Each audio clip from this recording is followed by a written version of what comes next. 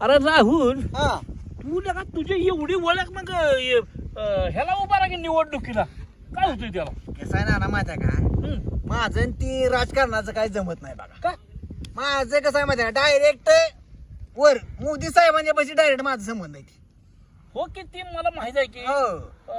बरं. काही जरी काम असलं का नाही हा. तरी मोदी साहेबांचा मला फोन येतो आता तुम्हाला सांगतो हम्म. परवा युक्रेनचं ती युद्ध मध्ये नाही का झाले हो का नाव आहे माझे का नाव हा, आहे? मग ते आपला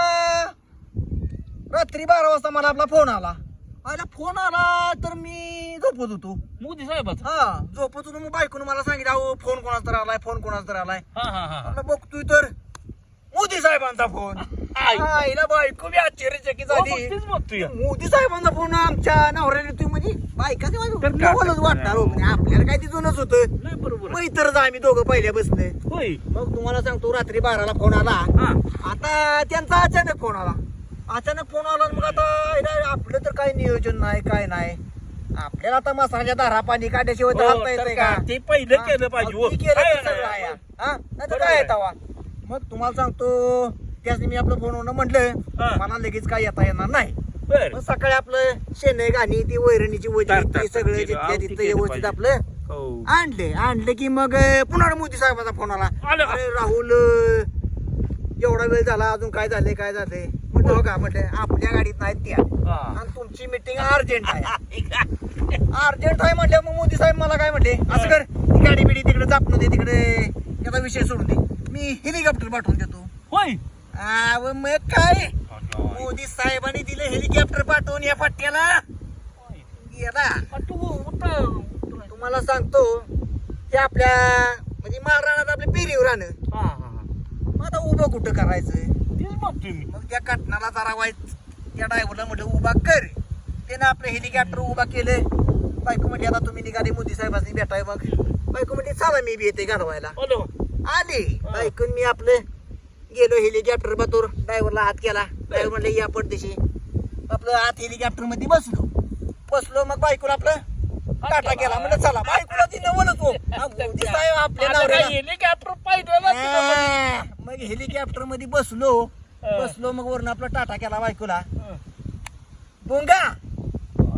तवर वाटत गेलो न मोदी साहेबांना फोन असं कर त्या तिकडल्या मार्गे काही नको डायरेक्ट गुजरात वरून ये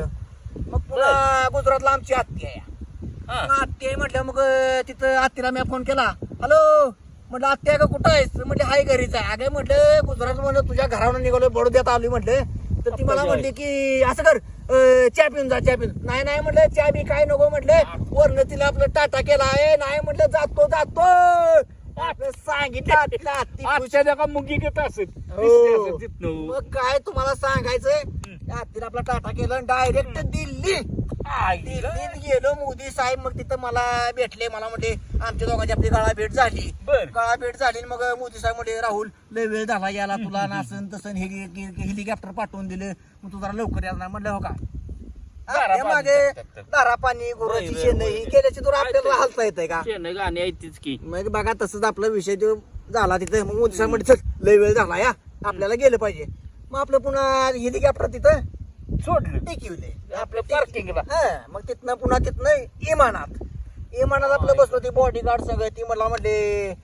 बॉडी सिक्युरिटी तुम्हाला म्हणलं आम्हाला काय आम्ही मसरा माग सगळी ना आम्हाला सिक्युरिटी लावतोय म्हटलं मोदी साहेबांनी सिक्युरिटी द्या म्हणजे आपलं काय होतं आणि ते हवाय सुंदरी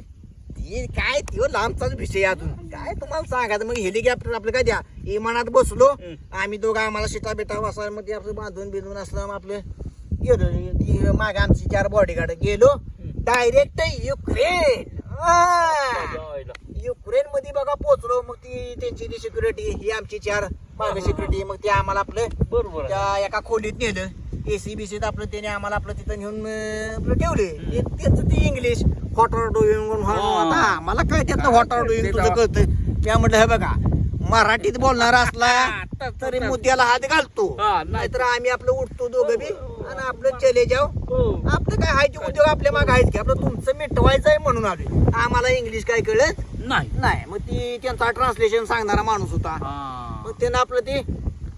सांगायचं मराठीत होतं. आपलं सांगायचं चालू केलं मग आपलं ती म्हणले की मोदी साहेबांनी आमचं असं केलं तसं केलं